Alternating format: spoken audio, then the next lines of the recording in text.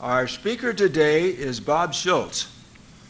Bob and I worked together at Control Data. We are both electrical engineers, and Control Data was also known as CDC. During the 1980s, I talked to Bob about UFOs, and I invited him to our monthly MUFON meetings. At that time, he demurred. He said that if he began to study this subject, he was sure that he would become really involved, and he didn't want to do this while he was still working. But when he retired in 1990, he started coming to our meetings. He was intrigued. He studied the subject very carefully, and he did get heavily involved. And I can't start to tell you about all the things that he has done. But today, Bob's presentation is titled The 1965 Blackout. Bob was working on Long Island at the time of the blackout when he was possibly taken aboard an ET spaceship along with hundreds of others who received alien implants. Bob does not remember being aboard the ship, but he will present evidence for you to evaluate and decide if you think he was one of these experiencers. While in high school, Bob became a ham radio operator. He designed and built what may have been the first cell phone. Bob obtained an electrical engineering degree from South Dakota State College in 1960. At his first job at Goodyear Aircraft, he helped design the Navy's first aircraft simulator. While working at Remington Rand Univac, he was one of 4 logic designers who designed the Navy's first transistorized digital computer, the Navy Tactical Data System. I worked on that too, just by coincidence. I worked on that also. We didn't know each other at that time, though. Bob designed and taught the first digital computer course at St. Paul Votech. While working at Control Data Corporation, he designed many computer graphics display systems, one of which was used at Lawrence Livermore National Laboratory, to analyze nuclear fusion reactions. For his work at Lawrence Livermore, he had to obtain a top-secret Q clearance. He obtained his instrument-rated private pilot's license in 1967, and he has logged 1,800 hours in single-engine private aircraft. His longest round-trip journey was to Scotland, flying a Mooney Mk-21. Bob retired from CDC in 1990, as I said, became very interested in the UFO phenomenon and started attending Minnesota MUFON meetings. He taught UFO classes to 5th grade students and community education UFO classes to adults. Bob then obtained training in television productions and has started producing a local community TV production, UFOs and the Paranormal, which has been running 2 hours per week for the past 12 years. So let's give a warm welcome to Bob Schultz.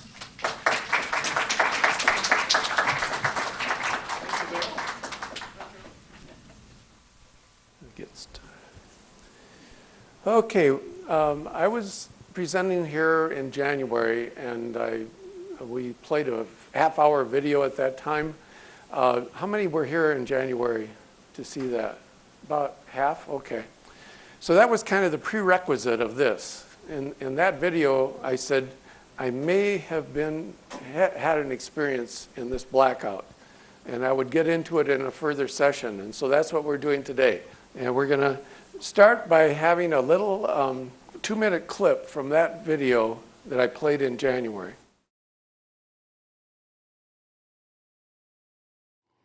Okay, well, when we look at your title, we see the word researcher and we see experiencer. What's an experiencer? Well, that's something we can't totally get into on this program. We hope to get into it in the future, but I believe that I was an experiencer back in 1965. In 1965, there was a blackout in New York City and all over New York and Maine and all of New England, and even parts of Canada. If you go on Wikipedia, you can read all about it. You just read it yesterday, right? Yeah. And so the thing is, there's this article in the Popular Mechanics magazine that we discovered. This is written in 1966. On the left it says, "Did flying saucers cause the blackout?" Well, if you get into this and you even read it on Wikipedia, it is conjectured that these flying saucers hovered over the power lines, like this picture shows, and drew power out of the power lines and took the whole grid down from 5 p.m. one afternoon in November of 65 to 3 a.m. in the morning. During that time, allegedly, there were hundreds of people abducted and taken aboard those spaceships. And in the future, I might be able to explain that I was one of them. Topic for another show. Right. Okay. So here we are at another show. And I'm going to start a slide presentation here. Did flying saucers cause the power blackout in 1965? If they did, why? First, I want to set the stage a little bit by giving you some important history from the 60s. I know some of you probably weren't even born then. So I want to give you a little history back then. Our presidents were Eisenhower and JFK and Lyndon Baines Johnson. And remember when Eisenhower said, "Beware of the military-industrial complex"? Here are the presidents. And then we get into the sky. Sputnik was the first artificial satellite, 84 kilograms. In June of '59, we launched what was called the Discoverer. It wasn't called the Corona until 30 years later, because this was the classified project for what it really was. The public was told it was to discover new things about space and the Earth, but it was really a video camera taking 35 millimeter pictures of the Earth and then ejecting them down to Earth, and that was the Project Corona. So it was a spy satellite, 750 kilograms. Okay, then JFK said, "We're going to land a man on the moon by the end of the decade." So we all started working towards that end. I remember there was even another end that we were supposed to be working for, and that was 1985. We were supposed to land a man on Mars in 1985. I don't know if that happened or not. It may have happened in the classified world. Then another important abduction that happened back in that time, 1961. Betty and Barney Hill were abducted. And here they are. And the interesting thing about this abduction is that Betty was an artist, and she was able to see a map on the spaceship, which she later drew when she came back from the abduction. And then later yet, Marjorie Fish interpreted this and found the stars that matched this map. And if you want to read the book, there's the book about the interrupted journey. In the fall of '65, there were multiple UFO sightings in the area of Exeter, New Hampshire, over power lines, etc. And then we get into November 9th, which is the Great Northeastern Blackout, largest in history. And then Apollo 11 was launched, a little bit bigger weight there, 45,000 compared to the 750 here. And Aldrin and Armstrong were the first men to land on the moon. So now let's get into my work history. I started working for Control Data, but before that, I was working for a small little company called Data Display. Control Data was incorporated from a bunch of engineers that left UNIVAC in 1957. In 1959, another bunch of engineers left and formed Data Display Incorporated, which was the first computer graphics display company. In June, Bob graduated from South Dakota State College with a BSEE degree and was hired at Remington Rand UNIVAC. I worked there about 3 years, and then in the spring of '63, I decided to go to work at DDI, Data Display, working on graphics displays. So this was the first display that I worked on. Back in those days, we didn't have the internet, we didn't have YouTube. This is the equivalent of YouTube up here. The computer would put a picture on a little 5-inch screen here about once every 10 seconds. and then a frame of film was taken. And after about 10 hours, they'd get about 10 minutes of film that they could develop and then watch in a conference room. So that's how the computer put out this information. It would be like simulations of aircraft or simulations of nuclear fusion or whatever. And on the display, we couldn't display surfaces as you have them today. They were all just stick figures. Okay, then in '65, DDI was acquired by CDC and moved to Roseville. Here's a picture of Roseville. You know where that is? The water tower, Fairview, County Road B2.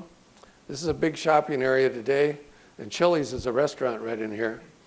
But back in the days I was working there, this was the Data Display Division of Control Data Corporation. You see all these cars parked along the Fairview here? Those are the workers constructing Rosedale. It hadn't opened yet in early '69. It opened in the fall of '69. So then, when we were part of Control Data, we had the same display and film unit here, but we had to make it look prettier. Mechanicals really had fun redesigning it, making it look prettier than it did back in DDI days. So back in the days of 1950s, what did we use in computers? We used vacuum tubes. But when I started working at UNIVAC and DDI, we were using transistors. So that was a big leap forward, having transistors, which took a lot less power than tubes. And then we got into integrated circuits, and we had a big 10 transistors in one integrated circuit. And this was just prior to 1970. And then 100 transistors, that's called MSI, medium scale integration. And then 1,000 transistors, large scale integration. And then they just said, oh, it's very large scale integration. And it was 100, and then it was 1,000,000 transistors, and then 2,000. This is a Pentium computer here that's got over 1 billion transistors in it. So what a change from back here. I talked to a friend of mine, Tex Ritter, a week ago, and he worked on one of these tube computers for Engineering Research Associates, which was the predecessor of UNIVAC. And he said, every night from midnight till 6 a.m., we turned down the filament voltage 10% to 90%. And if there were any failures, then we tried to figure out where the tubes were that needed to be replaced in those 6 hours. And then during the day, hopefully it would run for another 24 or 18 hours until the next night. So we've come a long ways from there. Okay, here I am, and I wanted to show you the stick figures here that we were able to produce on this display. Now comes the blackout. Bob has to go install a CDC graphics display at Grumman Aircraft in Bethpage, New York. Where is Bethpage? Here's Long Island, here's New York City, and there's Bethpage. Okay, here's what Bethpage looks like today, 2015. You can't see a runway there, can you? But there's a runway back in 1965. There it is. That's the same exact picture. Here's the highway that's there, and there's the same highway that's still there. But this is what it looked like back in '65 when I was working there. So what did Grumman Aircraft do? Well, this was the beginning of the Vietnam War, and they produced an aircraft called the A6 Intruder. But before that, after World War II, they were building canoes in this plant because the Navy didn't have any more money to give to them, and they had to figure out some way of keeping their plant busy and their engineers busy, so they developed the Grumman canoe out of aircraft aluminum, and that is very strong aluminum. It's almost like drilling in steel. So right about the end of the 50s, about 1960, they got back in the aircraft business again and started building this aircraft, the Grumman A6 Intruder. They built 690 of them from 63 to 97. Lost 84 in the Vietnam War.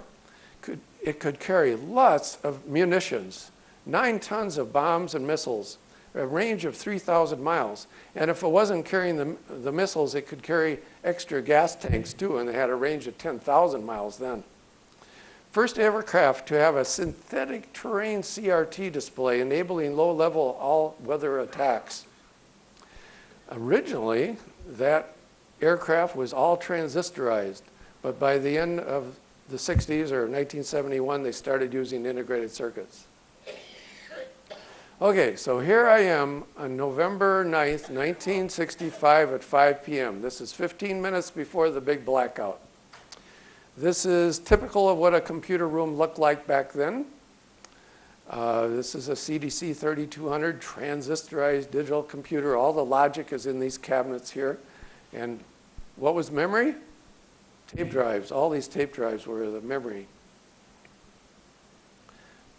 Okay, the blackout happened. It's 5:15. It took actually about 10 minutes for the blackout. The lights got dimmer and dimmer at 5:15 until about 5:25 when they went out entirely. And we were trying to figure out in the computer room what the heck was happening. I went to a motel that night and I went to bed about 8 o'clock. There wasn't anything else to do. Nothing was working, no TV. The next day I got up and I came, and this is November 10th. Now we're back in the computer room again. But 2 days after the blackout, something really strange happened.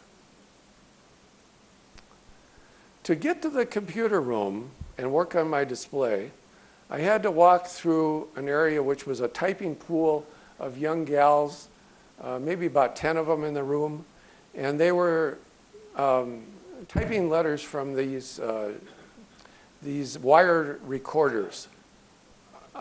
They're typing away, and I'd been walking through this room to get to the computer room for perhaps 6 days, 4 or 5 days before the blackout.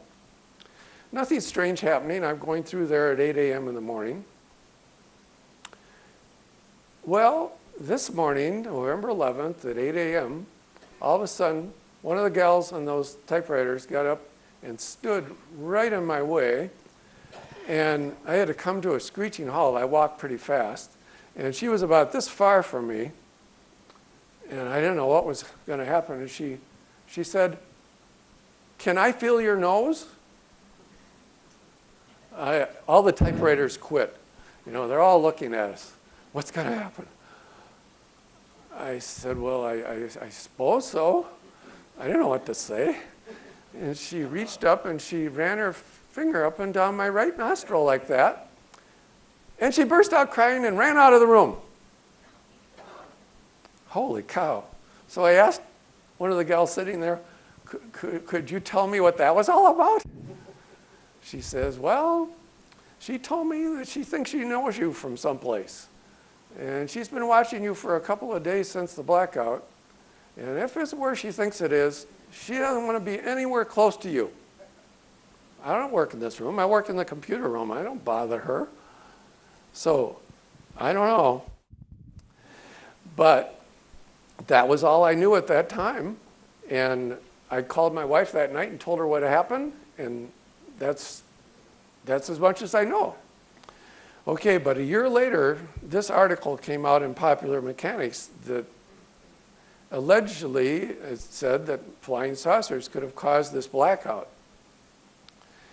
For weeks before the blackout, strange craft were reported over the power lines. Nearly 800,000 people were trapped in elevator shafts and subway and commuter trains. Pilots circled vainly at darkened airports. Utility companies, though, found that within about 9 hours that they could gradually turn on the switches and the relays and so forth and get the power back in service. Well, the interesting thing, there wasn't anything that was damaged. They restored the service with the same equipment. It just took them a long time to bring it up step by step because the whole New England was out. Okay, now, that was 66. I don't think anything more about this incident until 96. 30 years later, Bud Hopkins came out with this book, Witnessed. Have anybody read Witnessed in here? About 4? Well, I purchased that book at a Minneapolis UFO conference in 1996 because, well, when I heard about this abduction, this is the book, and a lady was taken out of her 12-story apartment with ETs on each side up into the spaceship. And the reason the book is called Witnessed is there were so many hundreds of people that witnessed this at 3 a.m. in the morning. So I bought this book. It says, for Bob Schultz, with my good wishes, Bud Hopkins. I bought it from him back in '96. He's an author, painter, sculptor, and prominent figure in the alien abduction phenomenon. I'm sorry to say that he passed away 4 years ago. So here's a drawing. There were many drawings submitted to Bud Hopkins before he wrote this book, but this is just one of them. And all these drawings, the same configuration was drawn or depicted in the drawings from different angles. In New York City, on November 30th, '89, 3 a.m., many witnesses, including the Secretary General of the United Nations, saw and later independently corroborated this shocking abduction event. Accompanied by 3 small alien figures, Linda Cortiel was seen emerging from an apartment building window on the 12th story. Suspended within a blue beam of light, Linda was lifted into a large reddish-orange glowing UFO, which then moved off in the direction of Brooklyn Bridge, and actually it dove into the water and disappeared into the water. One of the witnesses, Richard, said the lights and the shadows were so strong I could actually see the silhouette of Linda's body through her nightgown. We even felt the static cling as this spaceship passed over us. Here's Linda's apartment house, and she was up in this level up here. And here's a map of the area. Brooklyn Bridge is right here, Manhattan Bridge, and A is where the apartment house is. Now, what's the difference between a contactee, an experiencer, and an abductee? I think it's how you feel about it. I feel I had an experience back there, which is, to me, a neutral feeling. I don't care if they want to take me again. It doesn't make any difference. And I don't feel that I've had something really bad happen to me, so I don't have a negative feeling. But abductees that don't want it to happen again, they're called abductees. The people that like to be contacted are called contactees. So I just wanted you to realize that. Okay. Linda Cortiel abducted. Publication of Bud Hopkins' book. It happened in '89 that she was abducted. She sent a letter of introduction to Bud Hopkins. This is the letter, and I'm going to read this whole letter. It's about 5 pages here of this size. April 26, 1989. First off, I want to say that I've never seen a UFO of any kind. I'm a 41-year-old wife and mother. I came across your book, Intruders, sometime last year on a shopping trip. I read only a portion. Then I had to put it down. I felt overwhelmed with fear because the pieces of a 20-year-old puzzle may have come together. I don't know. And I skipped a couple paragraphs here. 3 years after we were married, I gave birth to my first child. Shortly after he was born, I noticed that some of the photos we'd taken of the baby and me, that my nose looked crooked. I never had a crooked nose. It was noticeable to me in the photographs, and nobody else seemed to be able to see it but me. They thought I was imagining it because I had just had a baby and attributed it to after baby blues. I looked in the mirror and touched the area of my nose, the right side, and there was a small bump. To this day, it's still there. Well, I panicked and all sorts of negative things went through my mind, and I said to myself, Linda, you're so happy now. You have such a wonderful husband, a beautiful son. How can anything go wrong? My life is so complete. Now I have a tumor, and it's on my nose. I started to picture myself without a nose, as if it were malignant. I immediately made an appointment with a nose specialist. When I arrived at the doctor's office, he took me into the examining room. He examined the inside and outside of my nose, which was quite embarrassing. He looked and then said, I had nothing to worry about. which was just fine with me. It was just cartilage. However, he said, he was concerned about a scar I had inside my nose where the buildup cartilage was. He wanted to know why I had had surgery. I told him that I never had surgery in my nose or any other part of my body outside of an impacted wisdom tooth. He looked at me very funny, which made me feel like a fool, and said that I definitely had had surgery. I asked him if it was possible that maybe at one time or another I may have picked my nose. The doctor looked at me with a half a smile on his face, which made me feel like a complete idiot, and said, "Clearly, Miss Corteil, this scar was not made with a fingernail, it was made with a scalpel." I was at a loss of words. We could have gone on debating this matter all day. He knew what he was talking about, and so did I. This was so strange and shocking to me that I didn't know what to say. When I arrived home, I called my mom and my sister and wondered if they'd known if I had had surgery in my nose. They both said no. "Mr. Hopkins, I have never had surgery. I don't remember this. I remember when I had a large water blister at the age of 3. The one thought that's been haunting me for 14 years is who operated on my nose and why don't I remember? All this seems so unreasonable to me. I don't know the answer, and I don't know if I want to know." Which is, of course, knowing and trying to come up to terms with it, or not knowing and feeling withdrawn the rest of my life. So after reading that letter, I said, "Was this the young lady who touched my nose in 1965?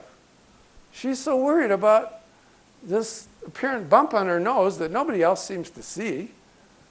And she was touching the right side of my nose. I don't think I've got a bump on my nose, but maybe this was her." So I started thinking about that, and I said, well, she wrote this letter in April of '89. She was 41 years old. She could have been about the right age. I think most of the gals in that room were about 18 years old back in November of '65. So the timeline looks right. Well, luck would have it that in July of 1999, 3 years later after I read the book, I met Linda Corteil at a MoonFund conference in Arlington, Virginia. There's a picture of her. So I asked her. I told her my story. She said, "No, I am not the person that touched your nose, but there were many hundreds of us abducted that night. And you were probably one of them, and so was the lady that touched your nose."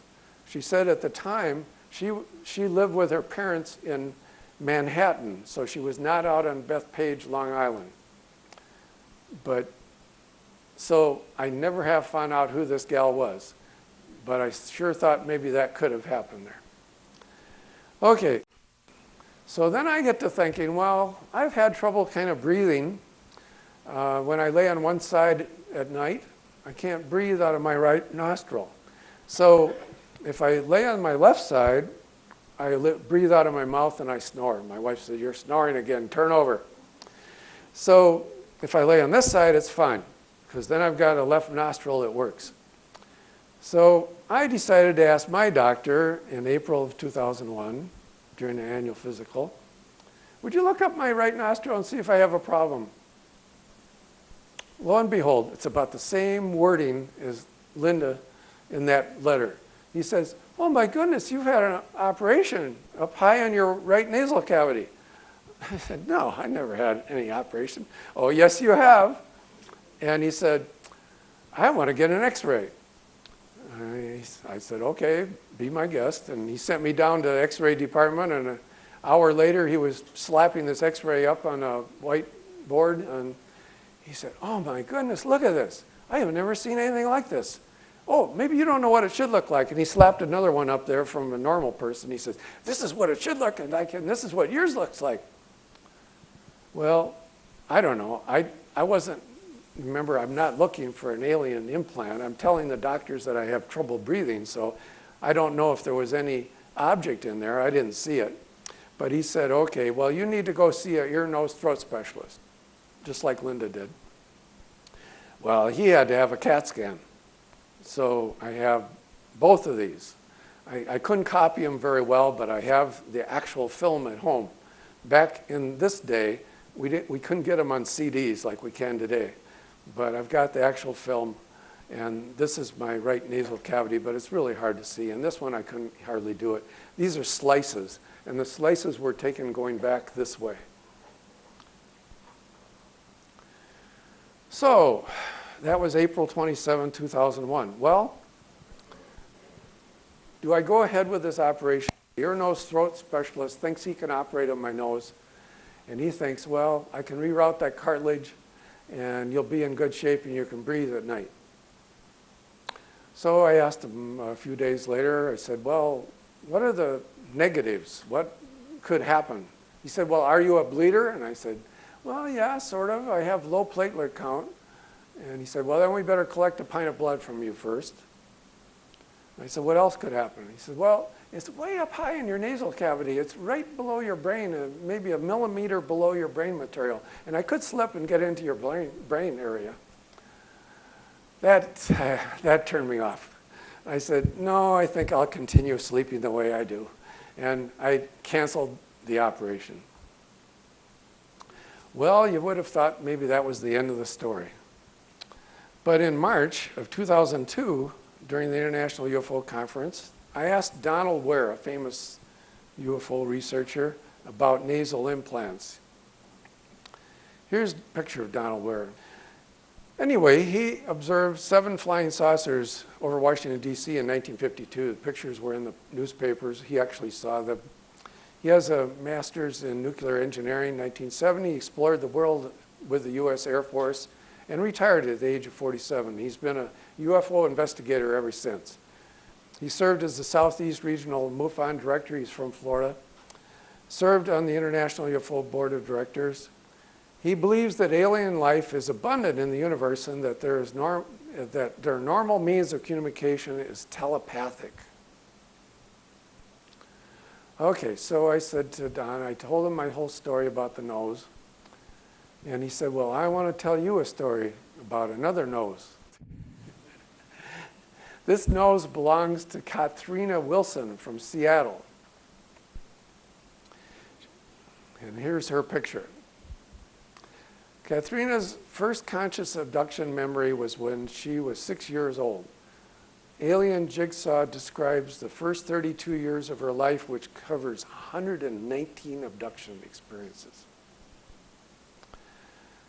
I bought that book from Katharina in December 2nd, 1994. For Bob Schultz, all the best wishes on your research for answers. Well, here's what Donald Ware told me. He paid to have CAT scans of Katharina Wilson's nasal cavities, and they spotted what looked like an implant. And he asked if she would go ahead and have an operation. And she said, okay. And he was going to pay for that. We're talking thousands of dollars. Well, the morning of the surgery, the 3 of them are in a hotel across the street from the hospital. They get together at breakfast, and they can't wait to tell each other about a dream they had at approximately 5 a.m. in the morning. The 3 of them are Katharina, her best girlfriend, and Donald Ware. They all had identical dreams which said, if you go ahead with this operation, Katharina Wilson will have severe psychological damage in the future. Well, obviously, she did not go ahead with the operation that day. She canceled it too. Well, again, you might have thought that was the end of my story. No, there's another one here, July 24th, 2005. How many people know Leo Sprinkle? Oh, okay, about a third. Here's Leo Sprinkle. He's a psychologist. He earned a PhD at the University of Missouri, As a professor at the University of Wyoming, he was perhaps the first academic figure to investigate tales of alien abductions. His involvement in the UFO ET field began way back in the 60s. He saw a flying saucer in 1949. And you know, I saw him at this convention, and he was standing there afterwards at supper time looking at his agenda, and I said, "Would you like to go out to supper with me?" He said, "Sure." So the two of us went across the street to a Mexican restaurant, and we had supper, and I told him about my nose story. Well, after we finished eating, he puts his finger in his right nostril and he snorts. And then he puts his finger in his left nostril and he snorts again. He says, "Does your nose sound like that?" I said, "Well, I'm not going to do that, but yeah, I think it would sound like that." Okay? He says, "Well, you were probably abducted that night." And he said, "I was most certainly abducted during the Northeast Blackout." He was visiting in upstate New York in 1965 and vividly remembers the abduction and the needle that was put up his nose, and he definitely has an alien implant. Wow. So, he says, "I suppose you wonder what this implant may be, what it's for." Yeah? Well, he said, "You know, most people probably think it's a tracking device, but they know where you are. They don't have to have a tracking device. They know where you are." "No, Bob," he said, "it's a programming device.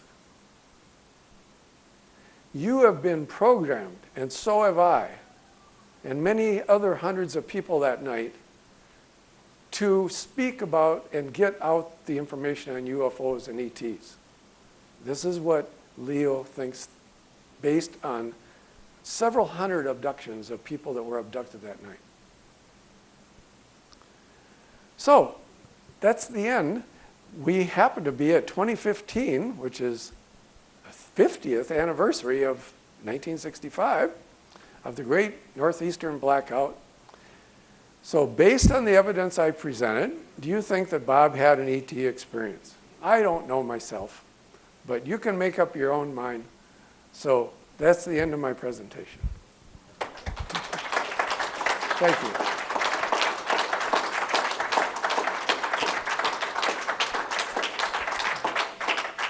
Thank you very much. Would anybody like to ask questions? We've got a hand mic here.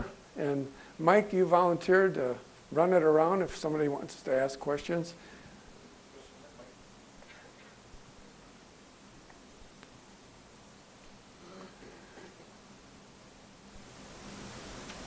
Yeah, it appears that they put it in and they took it out. Do you have any idea how long it was in there? Mine or what? Yeah, yours.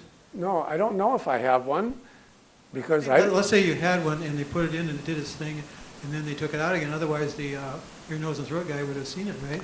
No. Okay. He was looking for cartilage in my nasal cavity. And I never told him anything about UFOs or ETs. So he wasn't looking for anything like an implant. So I don't know if I have one or not. I suppose if you looked at the CAT scan and you were versed in this topic, you might be able to spot something, but I can't see anything. Okay, so you don't know for sure if it was taken out. I mean, I'm pretty sure it was put in, but whether it was taken out or not is another question. Well, I think I'm still totally involved in this UFO field, so if it was a programming device. You know, I taught kids in 5th grade classes on UFOs. They were really excited. They loved that class. And I taught community ed classes for 4 years. It was accepted so well. I had 15 students in each class, and eventually I had classes every night of the week, Monday through Friday. And so then I learned about community TV and decided that maybe that was a better way to get the information out. And so now I produce this weekly program. You can watch it on the internet on Friday nights, 2-hour show every week. It's mainly conferences, speakers at conferences that have been videotaped, and then I take those videos and put them on my 2-hour show. Any other questions?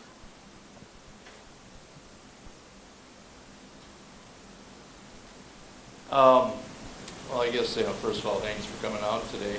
But in your breakfast that you had with Dr. Leo Sprinkle that morning, you actually... Supper, yeah. Mhm. Or supper, that actually kind of brought up the awareness to you, I guess, Yeah. of that it was implanted for a message. Mm-hmm. And I guess this is kind of a two-part question. First of all, has anybody done any research to see if these other people are actually out there getting the so-called word out? Well, that's And second of all- what Leo said. Okay.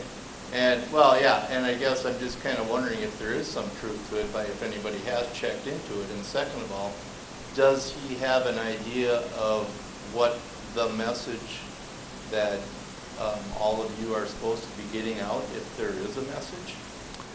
Well, I don't think he said anything about a specific message. He just said that we're trying to educate the people who would listen about the UFO ET phenomenon. So that's all I know.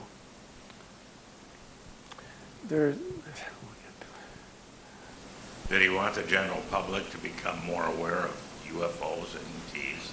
Yeah, That sort of thing. that's what Dr. Leo Sprinkle said, based on his abduction regressions that he's done.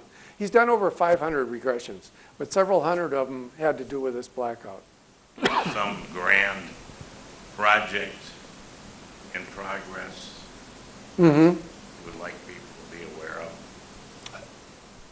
Do I know of some grand project? Yes. No, I don't. I'm sorry.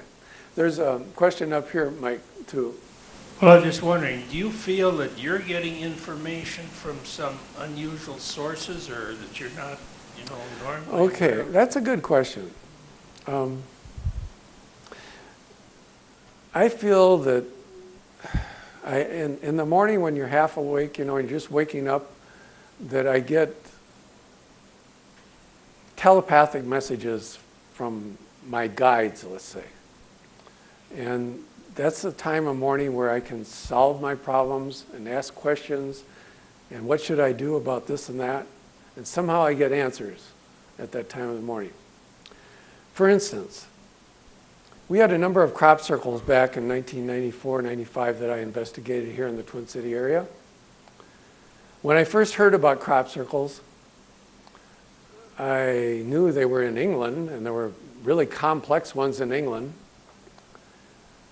But I wasn't in England, and I started meditating at about 5 or 6 a.m. in the morning, and I said, you guys, whoever's drawing these crop circles, would you please put some in the Minneapolis area so I can go investigate them? Sure enough, I did that for about 2 weeks, and all of a sudden, on 5 o'clock news on Friday night, I saw a crop circle it was up in Malacca, actually, Malacca. 3 circles. Not a fancy one, but definitely interesting. So I hopped in the car the next morning and went up to investigate that one. I've now investigated 5 of them that were in 94, 95, 96. And then I'm an engineer, and it takes a lot of time to investigate crop circles. I probably made 6 trips up to Malacca, but other trips to other places too. You have to collect all these samples, and then you have to dry them in your garage, hanging from the rafters, and then send them in the mail to Dr. Levengood, who would evaluate them and decide if they were legitimate crop circles. And then I had to draw the engineering drawings of them. And it just took a lot of time. So after 5 of them, I again meditated early in the morning, and I said, okay guys, thanks for drawing all these, but I don't need any more. Sure enough, didn't get any more. Until, Dean, you want me to tell about this one? Well, Dean came to me, what year was it, 2003 or 4? 4? Dean came to me and he says, how come you got to investigate all those crop circles back then? I would like to do something like that. And I said, well, Dean, all you have to do is ask. Then they'll put one up for you. I don't know if Dean believed me or not, but he and Margaret decided they wanted to his wife Margaret wanted to have a crop circle. Well, after I told Dean that, 1 week later, Nancy Talbot, who's the head of the crop circle research team in the United States here, she lives in outside of Boston. She calls me up and she says, "Bob, you're going to have a crop circle in the Twin City area." Going to have? Yeah, going to have. Well, how do you know this? Bob, don't ask questions. You know about all this. You know, you're just going to have one, believe me. Oh, okay. So then another week passed, total of 2 weeks since Dean came to me. She calls up and she says, "You have it. It's in Washington County." I said, "Well, where in Washington County?" "I don't know. I got an email and it said there's a crop circle in Washington County. You just go tell Dean to investigate it, and if he wants to go to probably there's a local county seat, and that county probably has a weekly newspaper." So I think Dean went and found that newspaper, and sure enough, that Wednesday, I think it was, there was a color picture on the front page of that crop circle. And Nancy predicted it a week ahead of time, before it was drawn. So have I got messages? I don't know. I think maybe. Well, these that were in the 1990s that you spent so much time on, did Levengood and Talbot or any of those find any evidence that they were real? Yes. One of them, which was in Blaine, was not a crop circle. It was a UFO landing, a flying saucer landing. We had absolute proof that a flying saucer landed and this is near Radisson Road, just north of 242. And there's a lady, or a young gal at the time, a lady now, that lived in that area, or still lives in that area. And after talking to her and getting really to know her, she said she's been abducted all her life. She can remember seeing flying saucers way back in grade school days, waiting for a school bus. They would appear, and she could see them, and she would point them out to her friends, but they couldn't see them. So anyway, she feels that a flying saucer actually landed there, but we have physical proof that a flying saucer actually landed there. The other 4 crop circles were legitimate. In other words, they weren't trampled down by human beings. They had a lot of evidence that there were cellular structure changes in the stalks that Levengood found. We'd like to ask you, when you ask your questions, please stand up so we can get you on video. Thank you. Any more questions? So I've read some different theories about what the power blackout was. What's your understanding of the purpose of the blackout? You can read about all the possible things that happened that caused that blackout on Wikipedia and various other articles on the internet. And some of them are slanted towards the UFO theme, and other ones are something just a relay tripped out and the whole grid went down. But there's no central point where that happened. You know, they just don't know. And so in Exeter, New Hampshire, where this picture was drawn from, it's not an actual picture, this is what they saw. They saw flying saucers hovering over power lines with blue beams coming down to the power line. And they figured they sucked energy out of the power lines and took the whole grid down, possibly for the purpose of taking people. That's what I wondered, if that's the conclusion that you come to. And then, were there any missile facilities in New Hampshire? I don't know. I don't know the answer to that question. Okay, thank you. Do you agree with Dr. Sprinkle that they are programming devices and not trackers or Well, I definitely don't believe in tracking devices because I think ETs are much smarter than and do have the ability to interface with us anytime they want to. Whether it's a programming device, well, like Bill said when he introduced me, I knew for some reason I was really interested in this topic, but I couldn't bring myself to start studying it in the 1980s when I was still working. But as soon as I retired in January of 1990, I started attending MUFON meetings, and at that time they were held at the the Southdale Library on France Avenue South. And so I spent 3 years listening to other people talk about their experiences, and several of them were abduction experiences. So I was asking myself during the 3 years, is this real? Is this phenomena real? And after that, I decided, yes, it was. And things are happening. And that's probably why you're here too, because you believe that too. That woman that at breakfast had that dream with other people. Katrina Wilson? Mm-hmm. Do you think that that was real? Do you think that not real? Do you think that was true, or do you think somebody was manipulating her so she wouldn't have the operation? Well, the interesting thing is that all three of them, her girlfriend, her, and Donald Ware, all had the same dream at 5 a.m. at the exact same time. When they got together at breakfast, they compared notes, and the same dream it was implanted in 3 different people in that hotel across from the hospital. Woman that touched her nose, did you ever run into her again by chance at work? Nope. No. This was at, she went to personnel that day that she touched my nose. I forgot to mention that. She went to personnel. She quit on the spot. She never came back. When I asked the gal the next morning what happened to her, she said, well, you had quite an effect on her. She went straight to personnel and said, I don't want to work here as long as that guy's here, anywhere close to me. In telling just a few minutes back, you said they had the same dream at 5 o'clock. You used the words coming out of your mouth as they had implanted 3. You used the word implanted, that the dreams were implanted. Yes, I did use that word, yeah.